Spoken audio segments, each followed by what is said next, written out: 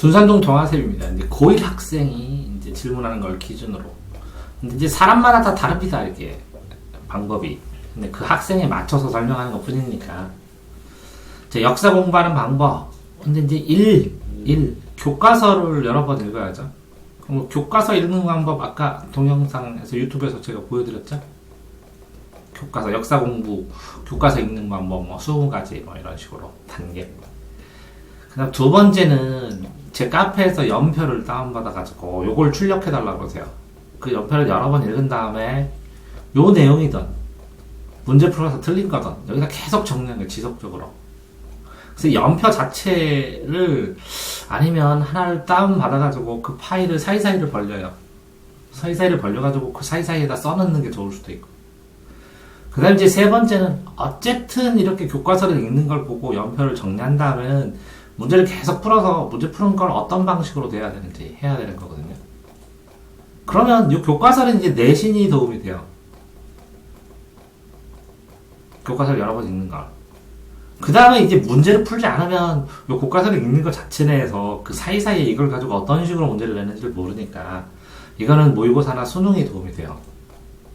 그러면 이걸 여기다가 정리하고 교과서도 여기다 정리해서 연표를 기준으로 계속 누적해서 가지고 있어야 돼요. 그 다음에 네 번째는 한국사 능력 시험을 한번 보는 것도 나쁘지 않은데 이건 이제 방학 동안에 공부를 한 다음에 한번 시험 되면 등급을 맞는 거야. 2등급 정도만 맞으면 1등급 나오거든요, 수능은. 그리고 어쨌든 역사 공부를 했을 때 제일 처음에 교과서로 흐름을 잡는데 이게 흐름이 안 잡히면 어떻게 하느냐. 이게 교과서 이렇게 역사 흐름이 나오는 만화가 있어요, 만화. 한 10권짜리, 한 6권짜리. 교과서 한국사 있죠. 인우도 계속 읽는 거. 그거를 보는 게 굉장히 흐름 잡는 데 도움이 되고.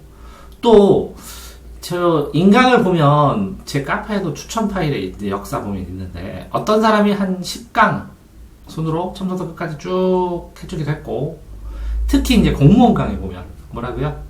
흐름을 잡는 강의가 도움이 되고, 제일 처음에는.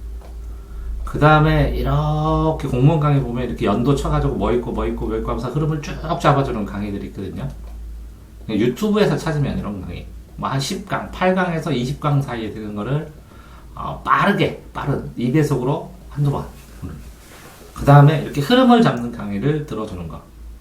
이렇게 잡은 다음에는 이제 개별적으로 필요한 것만 이제 심화해서 유튜브에서 소제목으로 들어야 되겠죠. 전체적으로 알겠어요? 자, 행복은 헌법 10조에 나옵니다. 헌법 10조. 인간의 존엄과 같이 행복 추구권 해갖고 헌법 10조. 이 헌법 10조를 중심으로 헌법을 만들었어요.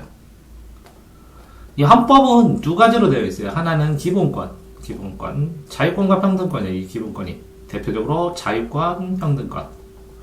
자유권은 보수 중심으로 내가 마음대로 하겠다 이렇게 되고, 평등권은 진보 중심으로 같이 잘 살자 이런 식으로 되어 있는 게 대세인데, 거기다가 이 자유권과 평등권을 넘어서 같이 공동체 중심의 사회권이나 이런 환경권이나 여러 가지 추가된 기본권들이 있어요. 큰 틀에서 이 기본권과 통치구조가 있어요. 통치구조는 정부, 법원, 국회 상권 분립에다가 선거관리위원회, 헌법재판소 이 정도로 해서 통치기구가 이렇게 두 개 축으로 헌법이 있습니다. 그러니까 이렇게 행복의 기준, 근대 이후에 아리스토텔레스 이후에 행복도 있지만 자유와 평등 이제 법을 중심으로 많이 얘기하니까, 왜? 법치주의니까. 법으로 통치하는 법치주의이기 때문에 강하게 자유와 평등을 얘기한 거고, 그게 뭐라고요? 기본권을 중심으로 얘기를 한 거야. 그러면 어떤 행복의 기준이 생기나요? 그러니까 자유가 점점 커졌죠. 평등이 더 점점 커졌죠. 그런데 이제 생각을 해보면 자유는 내 맘대로 하는 거고, 평등은 서로 공평한데 내 맘대로 하는 거랑 공평한 거랑의 균형을, 자유와 평등의 균형을 어느 정도 맞추느냐에 따라서 행복하느냐 안 하느냐가 나오겠죠.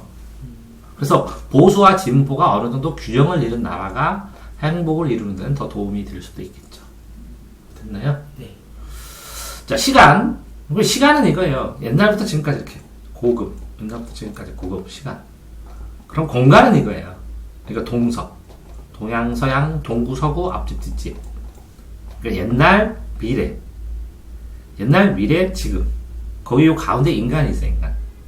인간이 혼자 살지 않고 여럿이 사니까 사회가 있어요. 사회가 있는 곳에는 법이 있고, 법. 사회가 있는 곳에 뭐가 있어요? 법이 있고, 법, 도덕. 이 사회에는 도덕이 있어요, 도덕윤리. 도덕의 최소한이 법이고, 법을 최대한 늘려봐야 도덕을 넘어갈 수는 없어요. 그러니까, 자, 어떤 걸 하나를 딱 봤으면, 여기다가 뭐를 넣을까요? 컴퓨터? 옛날 컴퓨터, 미래의 컴퓨터, 현재의 컴퓨터. 동양에서의 컴퓨터의 관점, 서양에서의 컴퓨터 관점. 그럼 컴퓨터로 하면 너무 넓으니까. 예를 들어서 붓, 필기구. 그러면 옛날 미래의 전자펜, 현재의 볼펜, 옛날의 붓. 아, 그럼 동양에서는 붓이면 여기는 펜, 만년필. 뭐 이런 식으로 비교를 하면서 시간적 측면으로 보는 거를 통시적 관점, 시간을 통과한다 통시적 관점이라고 그러고, 공간을 보는 걸 공시적 관점이라고, 공시적 관점, 공통시간, 공간. 그 다음에 이 사회적인 이거는 개인이 모여서 개인과 사회의 관계, 사회가 되는, 이거는 한 명, 주관을 중심으로, 이건 객관을 중심으로, 개인과 사회의 관계로 보는 거고, 윤리적은 이게 바퀴륜자에 리치 있잖아요. 오륜기 할 때 바퀴. 삼강오륜에는 5가지의 바퀴. 이게 뭐라고요? 5가지의 바퀴가 인류 전체를 떠안고 이렇게 움직여 나가는 거예요. 그래서 윤리라 그래요. 바퀴의 관점.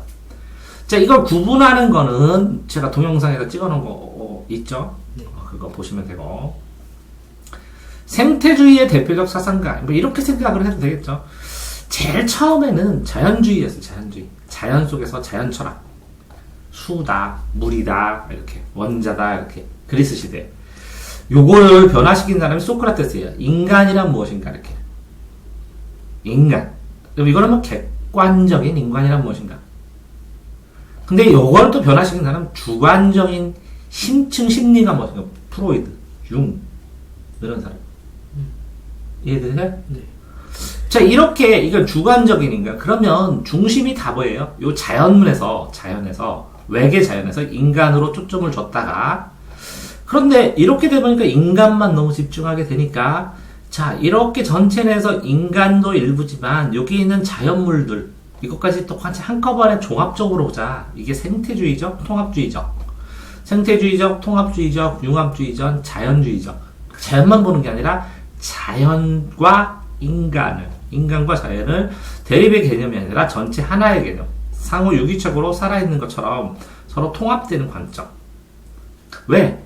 인간이 자연을, 이거 주관적이고 객관적인 걸 봤는데, 주관적인 인간이 자연을 극복하고 개발하고 파괴하고 이용하는 대상으로만 보니까 이 반작용이 심하게 오죠, 자연 오염으로.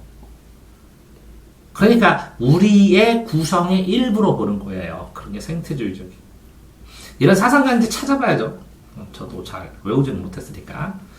환경 문제 중 사막화는 주변 사막, 이렇게 사막화가 되면 이게 점점 넓어져요. 넓어지게 되면 여기에서 숲이 없으니까 모래가 많아져요. 황사 같은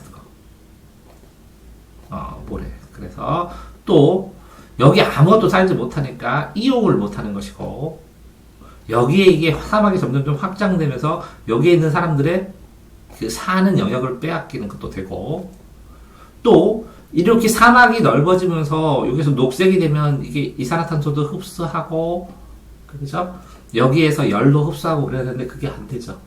네. 그러면서 지구 온난화도 가속되고 그런 피해가 있습니다. 다 됐나요? 네. 그 질문을 좀 더 구체적으로 하셔야 되는데, 남들도 하는 질문이에요, 다. 근데 질문 자체가 이제 초기예요. 공부의 초기. 깊이 있게 파고들어서 더 구체적으로 질문을 하셔야 합니다. 동아쌤입니다.